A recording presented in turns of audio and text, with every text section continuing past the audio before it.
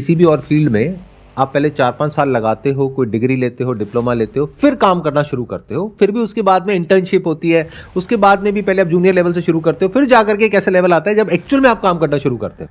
मैं एक बैंक में काम करता हूं और जब भी मेरी बात होती है अपने कलीग्स के साथ यानी अदर बैंकर के साथ स्टॉक मार्केट से रिलेटेड, तो पता चलता है 90% लोग स्टॉक मार्केट में इन्वेस्ट नहीं करते हैं। 10% जो करते भी हैं वे म्यूचुअल फंड में इन्वेस्ट करते हैं। कुछ तो म्यूचुअल फंड्स में भी इसलिए इन्वेस्ट कर देते हैं ताकि वे कस्टमर को बता सके कि वे भी म्यूचुअल फंड्स में इन्वेस्ट करते हैं। आपको भी करना चाहिए और अपना म्यूचुअल फंड का जो प्रोडक्ट है उसे कस्टमर को बेच सके। मेरी एक कलीग का जब मैंने पोर्टफोलियो देखा तो मैं चौंक गया, क्योंकि वो 4 साल से एक म्यूचुअल फंड में इन्वेस्ट कर रही है, वो भी 1000 रुपीज़ पर मंथ, जिससे उसका इन्वेस्टमेंट था करीब 60,000 रुपये और अराउंड 24% पर ईयर का रिटर्न उसे म्यूचुअल फंड से मिल रहा था। शॉकिंग फैक्ट ये था कि उस कलीग की सैलरी थी करीब 80,000 रुपये पर मंथ और इन्वेस्टमेंट 1,000 रुपये पर मंथ। मैं ये नहीं कह रहा हूँ 1,000 रुपये पर मंथ बहुत छोटा अमाउंट है, लेकिन 80,000 के कंपैरिजन में 1,000 रुपये उसका 1.2% होता है। पूछने पर पता लगा उन्हें स्टॉक मार्केट से डर लगता है, इसलिए वे अपना ज़्यादातर पैसा FD, PPF या फिर जो भी अदर इंस्ट्रूमेंट होते हैं उनमें करती हैं। एक तरफ FD पर आपको 6% का रिटर्न मिल रहा है और दूसरी तरफ 24% का रिटर्न, और अगर हम इसे लॉन्ग टर्म को लेकर भी पकड़ के चलें तो आप अराउंड 18 to 20% का रिटर्न स्टॉक मार्केट से एक्सपेक्ट कर सकते हो। तो एक तरफ 20% का रिटर्न और दूसरी तरफ 6% का रिटर्न। फिर भी ज़्यादातर लोग 6% रिटर्न वाले इंस्ट्रूमेंट में ज़्यादा इन्वेस्ट करते हैं। अब मैं आपको कुछ एग्जाम्पल्स के ज़रिए इसे क्लियर करूँगा। अब हम यहाँ पर एक एग्जाम्पल लेकर चलेंगे जिससे हमें क्लियरिटी मिल सके। अगर आप 25,000 रुपये पर महीना 6% के रेट से FD में इन्वेस्ट करते हो तो आपका जो इन्वेस्टमेंट साइज़ है 10 साल बाद वो होगा 30 लाख रुपये, यानी 30 लाख रुपये आपने अपनी जेब से FD में लगाया होगा। आपका जो रिटर्न होगा, जो उस पर आपको प्रॉफिट मिला होगा, वो होगा 11,17,469 रुपये। इससे जो आपका टोटल रिटर्न बन के आता है, टोटल अमाउंट 10 साल बाद जो आपके हाथ में आएगा वो होगा 41,17,469 रुपीज़। और इस पर भी अगर हम टैक्स डिडक्ट कर ले तो ये अमाउंट 40 लाख के आसपास आएगा। वहीं अगर आपने जो 25,000 रुपये पर महीने वाली इन्वेस्टमेंट है वो स्टॉक मार्केट में की होती और आप यहाँ से 20% का रिटर्न कमाते, तो आपका जो इन्वेस्टमेंट साइज़ होता, जो आपने इन्वेस्ट किया है, वो होता 30 लाख रुपये। आपको जो इस पर रिटर्न मिलता यानी प्रॉफिट, वो होता 65,59,089 और टोटल अमाउंट जो आपके हाथ में आता वो है 95,59,089 रुपीज़। यानी कि एक तरफ आपको 6% रिटर्न पर 10 साल बाद मिल रहा है 40 लाख रुपए और दूसरी तरफ 90 लाख रुपए। ये बात हम कर रहे हैं टैक्स डिडक्ट करने के बाद। इसी प्रकार से ये इन्वेस्टमेंट अगर आपकी 20 साल तक कंटिन्यू रहती है तो आपको FD से जो अमाउंट मिलता है वो मिलता है 1,16,00,000 और स्टॉक मार्केट से जो आपको अमाउंट मिलता है वो मिलता है 7,90,00,000।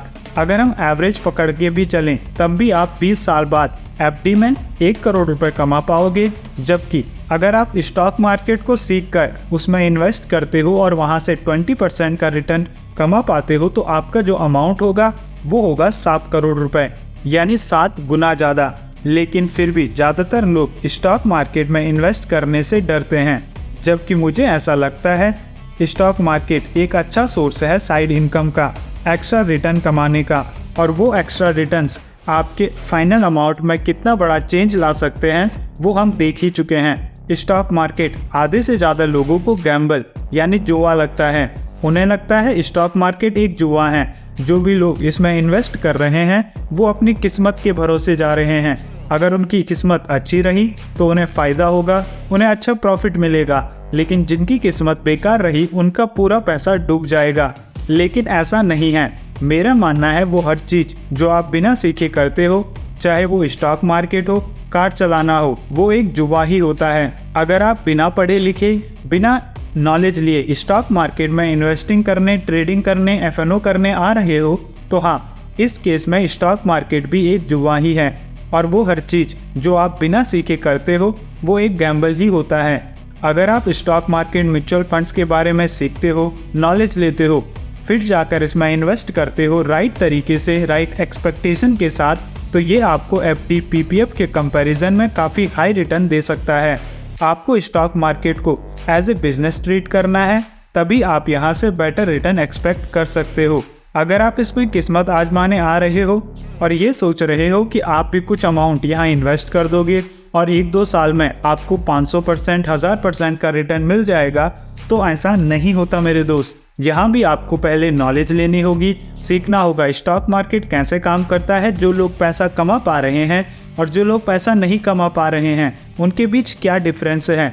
और स्टॉक मार्केट एक ऐसी जगह है जो गैम्बलर्स की जेब से पैसा निकालकर बिजनेस पीपल की जेब में पैसा डालता है।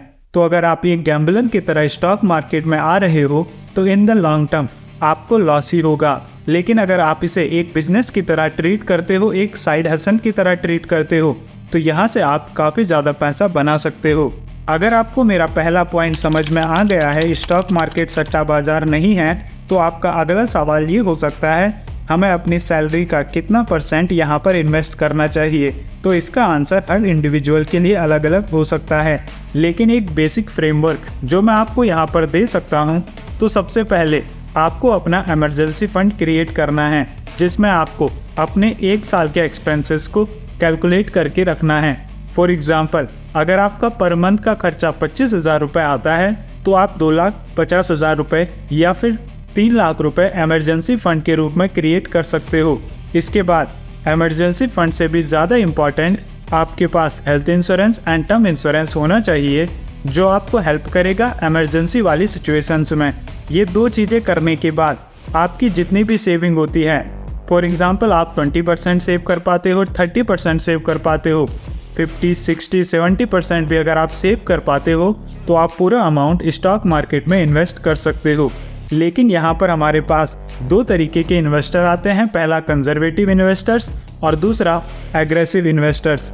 फॉर एग्जांपल, आपकी सैलरी 30,000 रुपीज़ है और उसमें से आप 20% यानी 6,000 रुपीज़ पर मंथ सेव कर पाते हो। तो अगर आप एक कंजर्वेटिव इन्वेस्टर हो, तो आप इसका आधा अमाउंट यानी 3,000 रुपये स्टॉक मार्केट में, म्यूचुअल फंड्स में, जिसमें भी स्पेसिफिक होकर आप इंडेक्स फंड्स में इन्वेस्ट कर सकते हो, और बाकी पैसा यानी बाकी बचा हुआ 3,000 रुपये आप एफडी या पीपीएफ में इन्वेस्ट कर सकते हो। अगर आप एक कंजर्वेटिव इन्वेस्टर हो, आपको डर लगता है वॉलेटिलिटी को देखकर, तो मैं आपको कभी भी इक्विटी में इन्वेस्ट करना सजेस्ट नहीं करूंगा और ना ही ट्रेडिंग के लिए सजेस्ट करूंगा।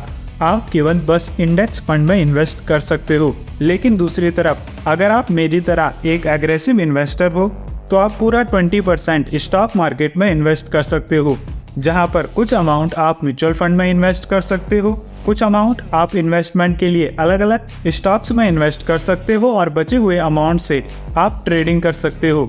अब क्योंकि 6,000 रुपये बहुत छोटा अमाउंट है, तो हो सकता है यहाँ पर तो आप केवल म्यूचुअल फंड में ही इन्वेस्ट कर पाओ। लेकिन अगला फोकस आपका ये भी होना चाहिए कि जो 6,000 का अमाउंट है, उसे आप किस प्रकार से बड़ा कर सकते हो, जिसका बेस्ट तरीका है अपनी सैलरी को इंक्रीज़ करना। यानी अगर आप अभी 30,000 रुपये कमा रहे हो, तो आपको ये सोचना चाहिए आप 50,000 रुपये कैसे कमा सकते हो, आप 60,000 रुपये कैसे कमा सकते हो, आप 1 लाख कैसे कमा सकते हो। जब आपकी ओवरऑल इनकम बड़ी होगी, तो जो आपका 20% सेविंग अमाउंट है वो भी बड़ा होता चला जाएगा। और ज़रूरी नहीं है कि अगर आप 20% से स्टार्ट कर रहे हो, तो आगे भी आपको बस केवल 20% ही सेव करना है।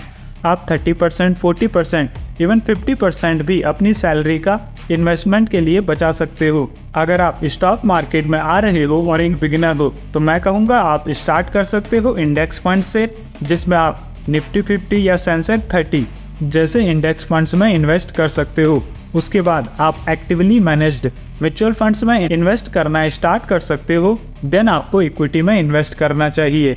लेकिन अब यहाँ पर आपका एक सवाल और हो सकता है कि अगर हमें म्यूचुअल फंड्स में इन्वेस्ट करना चाहिए, तो हमें किस प्रकार से म्यूचुअल फंड को एनालाइज करना है, हमें ये नॉलेज कहाँ मिलेगी कि किस प्रकार से किसी म्यूचुअल फंड को एनालाइज किया जाता है डेटा के बेस पर। तो इस पर हम एक वीडियो पहले ही बना चुके हैं, किस प्रकार से स्टेप बाय स्टेप आप किसी म्यूचुअल फंड को एनालाइज कर सकते हो। अगर आपने वो वीडियो अभी तक नहीं देखी, तो उस वीडियो की लिंक आपको डिस्क्रिप्शन बॉक्स में मिल जाएगी। इसके अलावा उस वीडियो को आप देख सकते हो यहाँ पर टैप करके।